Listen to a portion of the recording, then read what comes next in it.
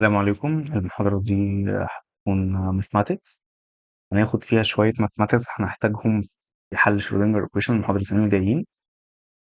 بإذن الله. احنا هناخد بس الأساسيات بتاع differential equations. هي شرودنجر equation هي differential equation، تمام. هناخد أساسيات في differential equation بحيث تخدمنا في شرودنجر بس، تمام، لكن احنا مش هندرس differential equation بتاعهم زي الفل.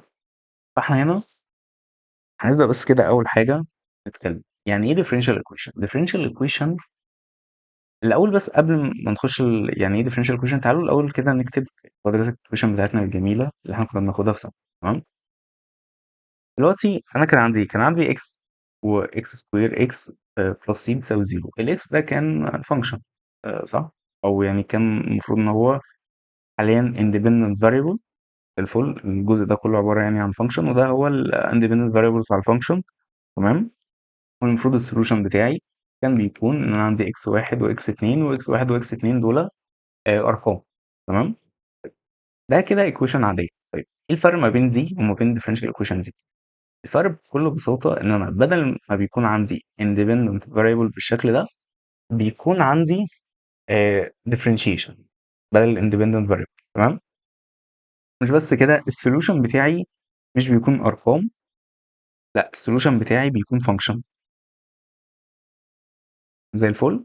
فالديفرنشال equation عندي عبارة عن relation بتصف التشينج في الديبندنت فاريبل مع الاندبندنت فاريبل. يعني ايه ديبندنت واندبندنت؟ انا عندي مثلا y the function of x، تمام. الواي ده اسمه dependent variable. ليه dependent variable؟ ان هو dependent على الاكس. طب والاكس ده independent variable ليه؟ لان ده مجرد عداد، مجرد حاجه بس بيدخلها ارقام يعني، تمام. يعني انا مثلا ممكن يكون واحد، ممكن يكون 3 على 2، ممكن يكون هكذا، فده independent variable. ده عادي، ده يعتبر free parameter يعني، زي الفل. طيب فانا دلوقتي عندي كده الفانكشن بتاعي هو y as a function of x. ده بيكون السوليوشن بتاع الديفرنشال ايكويشن بتاعتي، تمام. على عكس الايكويشن العاديه، الايكويشن العاديه انا كان عندي x1 وx2، تمام زي الفل. طيب حلو جدا. دلوقتي انا عايز احل الديفرنشال ايكويشن دي. طيب الديفرنشال ايكويشن دي الحلول بتاعتها مش بتكون تقليديه من ناحيه ان احنا بنقعد نعمل زي اللي هي ال ax سكوير بلس b للx بلس c 0، بنقعد نعمل خطوات الجبرا ونطلع السولوشن. لا، الديفرنشال ايكويشن الحلول بتاعتها بيكون عن طريق ان احنا بنخمن فانكشن، تمام. طيب بنخمن فانكشن، يعني ايه بنخمن فانكشن؟ احنا هدفنا ان احنا نلاقي فانكشن بيساتسفاي الريليشن اللي قصادنا دي. لو لقينا اي فانكشن بيساتسفاي الريليشن دي فاحنا كده جبنا سولوشن، تمام. ولاحظ انا بقول جبنا السولوشن ان ممكن يكون عندي كذا سولوشن ديفرنشال ايكويشن، يكون عندي كذا فانكشن بيساتسفاي الكلام ده، تمام. حلو جدا. طيب دلوقتي الديفرنشال ايكويشن اللي قصادنا دي بتوع الماث كتر خيرهم قالوا لنا والله يا جماعه الديفرنشال ايكويشن دي السولوشن بتاعها هو ده. خدوا بالكم، مش ده السولوشن قد ما ده الفانكشن اللي بيساتسفاي الديفرنشال ايكويشن دي، تمام. طيب ليه مش بقول ان ده السولوشن؟ لان احنا بيكون عندنا السولوشن لما بنيجي نحل ديفرنشال ايكويشن بعدين كمان في الفيزياء. احنا بيكون عندنا حاجتين. عندي دلوقتي عندي الديفرنشال ايكويشن مثلا بيكون المور جنرال فورم كده، بيكون عندي كوفيشنت هنا، بيكون عندي البارامتر ار ده بيكون رقم، حلو. وعندي الفانكشن بتاعي اللي هو ككل ده. انا الكوفيشنت ده انا عارف الفورم بتاع الفانكشن بتاعي اللي هو اي ار اكس بشكل عام، تمام. بس انا عندي حاجتين مجهولين عندي، ايه الاي والار، تمام. الاي ده احنا مش هناخده المحاضره دي، الاي ده احنا هنطبق عليه على طول من خلال شرودنجر ايكويشن، الباوندري كونديشن بتاعت شرودنجر، تمام. السيستمز اللي هنحلها. فده مش قصته النهارده. قصتنا النهارده في ده اللي هو البارامتر ار، تمام. على الرغم من ان الماثيماتيشنز ادونا جنرال فورم، بس احنا محتاجين برضو نتعب شويه ونجيب البارامتر ار، نجيب ايه الفاليوز اللي ممكن ياخدها البارامتر ار، تمام زي الفل. فقصتنا النهارده كلها في الار دي يعني. حلو جدا. طب احنا عايزين نجيب الار، نجيبها ازاي؟ والله احنا معانا جنرال فورم او معانا الفانكشن اللي بيساتسفاي الديفرنشال ايكويشن دي. حلو، جميل. تعالوا نعوض بالفانكشن ده في الديفرنشال ايكويشن. تمام. طيب لما نيجي نعوض بالفانكشن ده في الديفرنشال ايكويشن هيطلع عندنا الفانكشن بتاعنا وهنعمل ديفرنشيشن. فاحنا لما نيجي نعمل ديفرنشيشن هيطلع عندنا الواي داش ار اي ار اكس، الواي دبل داش ار سكور اي ار اكس. الكلام ده هيتحط هنا، ده هنا، وده هنا، وده هنا. تمام. دلوقتي انا عندي الاي ار اكس، اي ار اكس، اي ار اكس، الكلام ده متكرر 3 مرات في الثلاثه تيرمز اللي هنا. هناخده كومن فاكتور بره، باقي الشكل ده. تمام زي الفل. طيب دلوقتي الشكل ده عندي تو اوبشنز ليه. ايه هما؟ اول حاجه ان انا اجي على الجزء ده واقول الكلام ده بيساوي زيرو، او اجي على الجزء ده واقول ان الكلام ده بيساوي زيرو. تمام كده. تعالى ناخد الكيس الاولانيه ان الكلام ده بيساوي زيرو. طيب الكلام ده لما بيساوي زيرو عندي ايه يعني؟ امتى بيساوي زيرو؟ ايه الفاليو بتاع الار اللي يخليه يساوي زيرو؟ والله الفاليو بتاع الار اللي يخلي الكلام ده يساوي زيرو هو نيجاتيف انفينيتي. ليه؟ انا دلوقتي عندي نيجاتيف نيجاتيف انفينيتي، وعندي الاكس، يبقى الكلام ده عندي نيجاتيف انفينيتي. تمام. يبقى الكلام ده عندي واحد على الانفينيتي، يبقى الكلام ده عندي واحد على الانفينيتي، واحد على الاي انفينيتي، واحد على الانفينيتي. الكلام ده بيديني زيرو. تمام. الجزء ده كده كله على بعضه هو ما هو الا واحد على انفينيتي. طيب ان انا اجي اقول ان الار بتساوي سالب انفينيتي، هل ده يعني هيديني اي انفورميشن؟ لا، مش هيديني اي انفورميشن. هو بالعكس، هو انا مجرد بس جبت حاجه عامل ساتيسفاي للايكويشن من غير ما يكون في عندي يعني اي حاجه، من غير ما اطلب اي انفورميشن او اي حاجه. حلول زي كده بتكون اسمها trivial solution. تمام. زي مثلا لما تيجي تقول انت عندك differential الايكويشن دي، تيجي كده تقول والله يا جدعان الاكس دي بتساوي زيرو. تمام. اللي هو ماشي، انت عملت ساتيسفاي للايكويشن بس انت ما طلعتش انفورميشن كده، في لسه سولوشن تاني احنا عايزين نجيبه، صح؟ احنا بشكل عام هنقول ان احنا مش عايزين الكلام ده يساوي زيرو. تمام لحد كده زي الفل. طيب فاحنا هنيجي نقول ان اي ار اكس مش بتساوي زيرو. طيب لما الاي ار اكس مش بتساوي زيرو يبقى الكلام ده هيساوي زيرو المفروض. تمام. طيب حلو جدا. دلوقتي الايكويشن دي اول حاجه بس تعالوا نشوفها كده على جنب. الايكويشن دي اسمها auxiliary equation. طب الاوكسيلري equation دي هي شكلها ايه؟ ار سكوير بلس بي ار بلس السي. طب الايكويشن دي جت ازاي؟ جت من السبستيوشن وان احنا سوينا بزيرو. بس احنا لما نيجي نحل شرودنجر ايكويشن مش هنعمل خطوات السبستيوشن دي كل شويه. احنا بنجيب الاوكسيلري ايكويشن على طول. ازاي نجيب الاوكسيلري ايكويشن على طول؟ تعالوا هنا كده نشوف. انا عندي ايه ار سكوير. طيب الار سكوير دي مش جايه من الترم ده ان انا عندي differentiation اوردر سكند اوردر، يبقى هنا عندي ار سكوير. طيب هنا انا عندي البي معاها فيرست اوردر، يبقى عندي ار واحد. طيب هنا انا ما عنديش differentiation، يبقى ما عنديش هنا ار، مفيش هنا ار. تمام زي الفل. الكلام ده يساوي زيرو. دي الاوكسيلري ايكويشن. الار بتتحط على اساس الاوردر differentiation. تمام كده. طيب جميل قوي. دلوقتي تعالوا نبدأ نجيب الار. الفورم بتاع الار بتاعتنا ان الار بتساوي ايه. طيب انا دلوقتي عندي الار او الايكويشن دي هي كوادراتيك ايكويشن في الاول وفي الاخر. انا هستعمل كوادراتيك ايكويشن فورمولا. تمام. تعالوا بقى نشوف ايه اللي هيطلع لنا منه. كوادراتيك ايكويشن فورمولا هنا طلع لي 3 كيسز. الكيس الاولانيه دي، الكيس الثانيه دي، الكيس الثالثه دي. تمام. تعالوا كده نشوف كل كيس مع نفسها. اول كيس عندي ايه؟ عندي طبعا احنا شغالين كوادراتيك ايكويشن. كوادراتيك ايكويشن لازم يكون ليها تو روتس. مش شرط التو روتس يكونوا نوت ايكوال لبعض، لا عادي ممكن يكونوا ايكوال لبعض، وممكن يكونوا ديستنكت عن بعض، ممكن يكونوا زي بعض. تمام. بس بشكل عام احنا عندنا تو روتس، ار واحد وار اتنين. تمام زي الفل. دلوقتي تعالوا كده الكيس الاولاني. انا عندي الكلام ده اكبر من زيرو. معنى الكلام ده اكبر من زيرو ان انا عندي تو روتس. ده جنرال كيس مالهاش علاقه. تمام. عندي تو روتس. التو روتس دول الار واحد الار اتنين نوت ايكوال لبعض، وعندي ار واحد وار اتنين بيبلونجوا للريل نمبر. تمام زي الفل. طيب الكلام ده لما يكون اكبر من زيرو معنى كده ان الحته دي ما عنديش فيها ايماجن. تمام. بما اني عندي بوزيتيف ونيجاتيف هنا، فبالتالي البديهي جدا يبقى انا كده عندي فعلا ديفرنت ار. تمام. يعني انا عندي هنا الكلام ده مش تبع الايماجينري، في نفس الوقت عندي مره بوزيتيف ومره نيجاتيف، فاكيد انا عندي تو ديفرنت ار، فاذا ار واحد وار اتنين مش زي بعض. اوكي ده كده معقول. طيب تعالوا للكيس التاني. الكيس التاني انا عندي ار واحد وار اتنين. ار واحد وار اتنين الكلام ده لما يساوي زيرو، فانا هيتبقى الحته دي كده كلها لما تساوي زيرو. فانا عندي سالب بي اتنين على الاي. تمام. سالب بي 2 على ايه؟ معنى كده ان انا عندي ار واحده. حلو. طيب جميل جدا. الار الواحده دي اللي هي الار نود، ان احنا قلنا عندي ار واحد وار اتنين، وار واحد بتساوي ار اتنين بتساوي سم ار نود. تمام. وان الار نود بيبلونج للار. حلو. في بس حاجه نسيت اقولها، ده اسمه ان. ايه الرمز ده؟ اسمه ان. زي الفل.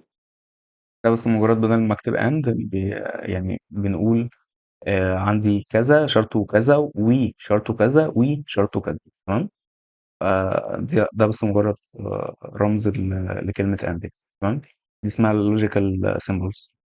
دلوقتي احنا هنا قلنا الكلام ده اللي هو الجزء الأولاني، قلنا ده بيبلونج ار وبيبلونج ار. تعالوا بقى على الكيس التالتة اللي هي البي سكوير ناقص 4 اي سي أصغر من زيرو. معنى الكلام ده إن أنا عندي هنا سالب بي على 2 اي. الكلام ده هيطلع لي بوزيتيف نيجاتيف سم اي، وعندي هنا سم رقم معين. تمام. هيطلع لي من الكلام ده لما الكلام ده يكون زيرو، وعندي هنا الايماجينري بورت. طيب معنى كده ايه؟ معنى كده ان انا عندي two different roots. two different roots مش قد بعض، وال two different roots دول بيبلونج للكومبلكس نمبر. زي الفل. طيب كمان حاجة زيادة، شايفين البوزيتيف والنيجاتيف دي؟ معناها ان انا عندي آه الار واحد والار اتنين الاتنين كومبلكس كونجيجيت لبعض. تمام. يبقى انا كده عندي واي واحد وعندي واي اتنين. صح كده؟ يعني ايه؟ عندي واي واحد جايه من ار واحد، وعندي واي اتنين جايه من ار اتنين. زي الفل. ليه؟ لان انا عندي تو روتس خلاص للار. طيب تمام. واي واحد بتساوي الايكويشن، وواي اتنين بتساوي الايكويشن، فانا عندي تو سولوشنز. تمام.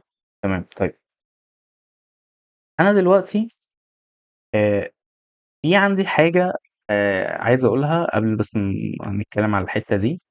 تعالوا كده نرجع للسلايد الاولانيه ونشوف بس الديفينيشن اللي انا عملت له سكيب تحت ده. دلوقتي الديفينيشن ده بيقول ايه؟ ان الديفرنشال ايكويشن دي هي second order linear differential equation with constant coefficients and homogeneous. homogeneous يعني الكلام ده بزيرو، هي الحته دي بزيرو. تمام. constant coefficients ان الكلام ده الكوفيشنت دي مش بزيرو، هي السي سوري الكوفيشنت دي مش فانكشن في حاجه. تمام. طيب second order معناه ان الاعلى ديريفيتيف عندي هو second يعني. تمام. طيب linear differential equation، هنا بقى linear differential equation يعني ايه؟ linear differential equation معناها ان انا لو عندي y واحد وعندي y اتنين، اذا اقدر اجيب general solution كlinear combination ما بين y واحد زائد y اتنين. تمام. طيب الكوفيشنت دي معنى ايه؟ دي تقدروا يعني تعتبروها ان احنا بنقول ايه؟ مدى مساهمة السولوشن الاولاني ومدى مساهمة السولوشن التاني في الجنرال سولوشن. تمام. تقدروا تعتبروها بالشكل ده، زي فكرة السوبر بوزيشن اللي احنا كنا اتكلمنا عليها قبل كده المحاضرة اللي فاتت كمان تحديدا. فأنا هنا عندي السوبر بوزيشن من التو سولوشنز دي معنى كلمة لينير. تمام. والفورم ده اسمه لينير كومبينيشن من التو سولوشن. حد فيكم درس لينير الجبرا هيسمع باللينير كومبينيشن. ده بيكون موجود في الفيكتورز. احنا بإذن الله في كوانتم 2 يعني هندرس اللينير كومبينيشن، هندرس اللينير الجبرا، بس مش اللينير الجبرا العادية اللي هي بتاعة الأرقام وكده. لأ احنا هنكسباند الموضوع قوي. وأنا كنت قلت المرة اللي فاتت في المحاضرة اللي فاتت إن احنا احتمال ناخد تقريبا من تقريبا 3 أو 4 محاضرات رياضة ورا بعضيهم. مش هيكونوا محاضرات رياضة خفاف، يعني مش هتكون حاجة زي كده على السريع. لأ دي هتكون من أساسيات المنهج بتاع كوانتم. فالجزء ده فكرة linear combination ما بين two functions وإيه علاقتها بفكرة linear combination في linear algebra بتاعة الفيكتورز وكده. الكلام ده كله احنا هنغوص فيه لمدة 3 أو 4 محاضرات مسلسلين ورا بعض. تمام. احنا دلوقتي عايزين نعرف الفكرة دي اللي هي بتاعت إن الواي واحد والواي اتنين دي إن هما بس بيتعمل لهم linear combination ويطلعوا لي الحل الجنرال ده. تمام. طيب. دلوقتي تعالوا نرجع تاني للauxiliary equation بتاعتنا، هنرجع تاني قصدي للفورم بتاعتنا اللي هي الجزء ده. حلو. دلوقتي خلاص احنا عرفنا الفورم الجزء ده والفورم دي جت منين؟ جت من فكرة اللينير كومبينيشن بسبب ان الديفرنشال كويشن بتاعنا لينير. تمام. حلو جدا. دلوقتي احنا هنمسك كل كيس من الكيسز اللي هنا وهنتكلم عليهم بالتفصيل ممل شويه. تمام. تعالوا عند الكيس الاولانيه. الكيس الاولانيه بتقول ايه؟ بتقول لي ان الكلام ده بتساوي بيكون اكبر من زيرو. معنى كده ان انا عندي تو روتس والروتس دي مش ايكوال بعض وبيبلونجوا للريل نمبرز. طيب انا دلوقتي عندي الجنرال فورم، اتفقنا هو ده كده. جميل. لحد كده انا السوليوشن بتاعي خلاص، انا السوليوشن بتاعي حل وما فيهوش اي مشاكل. بس هنتكلم على سبيشال كيس قوي للكيس دي، وهي ان انا عندي لما الار تساوي بوزيتيف ونيجاتيف لامدا. تمام.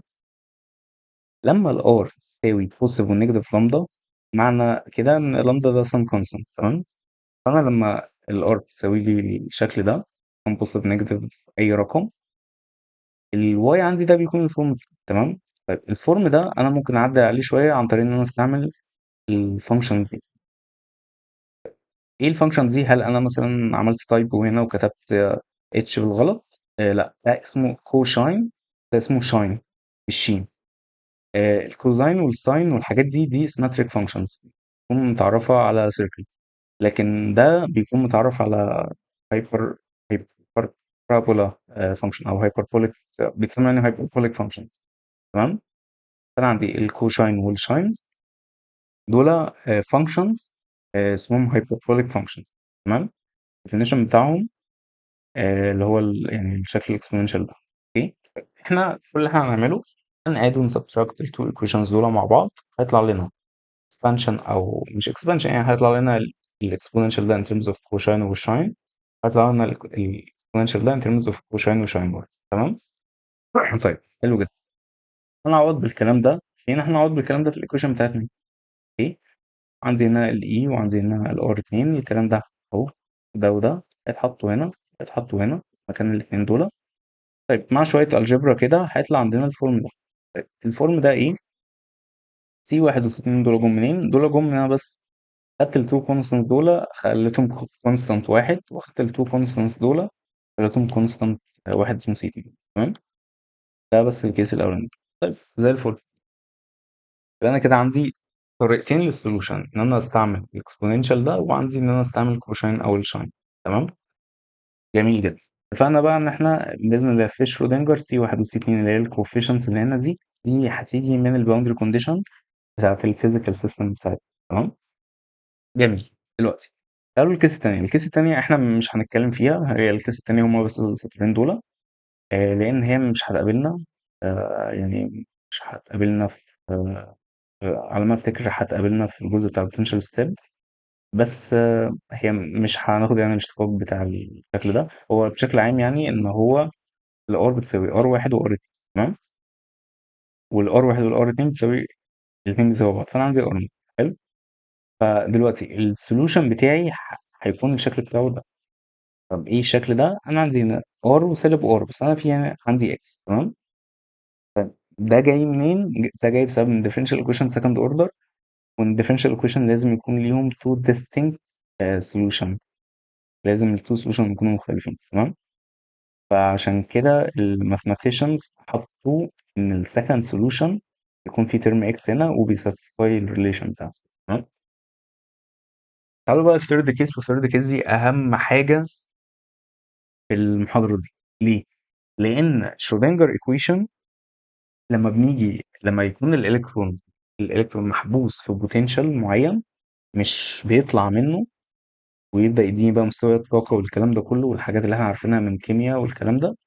الكلام ده بيكون بسبب الشكل ده، ان انا بيكون عندي الكيس دي. تمام. حلو جدا. تعالوا كده نشوف بقى الكيس دي. بيقول لي ايه؟ بيقول لي ان انا عندي ار واحد وار اتنين، وان ار واحد وار اتنين مش بيساووا بعض. حلو. وان انا عندي الاثنين دول بيكونوا كومبلكس. احنا اتفقنا ان من شكل الايكويشن بتاعتي هي الكوادراتيك ايكويشن، اتفقنا الكلام ده هيكون كومبلكس نمبر والكونجيجيت بتاعه. تمام. فانا عندي ده الجنرال فورم بتاع الار، سم الفا وسم بيتا والكلام ده كله بوزيتيف ونيجاتيف. حلو. طيب دلوقتي تعالوا نسبستيوت. دي الجنرال سوليوشن بتاعي اهو. تمام. واي بتساوي اي اي الفا بيتا اي بيتا اكس بلس بيتا اي سالب الفا اي بيتا الاكس. تمام. حلو جدا. تعالوا كده نجيب دي كده نفكها. هيطلع لنا التو تيرمز دول. خلينا ناخد الجزء ده. تمام. انا دلوقتي الجزء ده شبه ده. ازاي؟ انا عندي حاجه اسمها اويلر ايدنتيتي. تقريبا هي مش تقريبا، هي اشهر معادله في الماس كله. ان انا عندي اي اي ثيتا بتساوي كوزين ثيتا بلس اي ساين ثيتا. تمام. الايدنتيتي دي انا دلوقتي هشيل ثيتا واعوض مكانها بيتا اكس. تمام. هيكون عندي ده الفورم بتاعها زي الفل. طيب، جميل جدا. طيب تعالوا نعوض بقى الكلام ده هنا. انا خدت الاي الفا اكس طلعتها كومن فاكتور. تمام. وعندي هنا التو اكسبوننشالز دول. التو اكسبوننشالز دول هنعوض مكانهم بالاويلر ايدنسي. لما نيجي نعوض بالاويلر ايدنسي انا عندي الساين اوت فانكشن، فانا النيجاتيف اللي هنا هيطلع بره. تمام. فهناخد كومن فاكتور ويعني نظبط بس الالجبرا اللي هنا. لما نيجي نعمل الكلام ده هيطلع لنا ده، هيطلع لنا الكلام ده. حلو. طيب، ده وده هحيد تسميتهم لسي واحد وسي اتنين. هيكون ده شكل السوليوشن بتاعي. تمام. طيب، يبقى انا كده خلي بالكوا من حاجه بس صغيره انا عايز اقولها. السوليوشن بالفورم ده والسوليوشن بالفورم ده الاثنين valid solutions. الاثنين عادي، الاثنين equivalent لبعض اساسا. الفكره بس ان احنا اسهل لينا في اوقات نستعمل ده واسهل لينا في اوقات نستعمل ده. تمام. على سبيل المثال في الفاينايت ويل هنستعمل ده. تمام.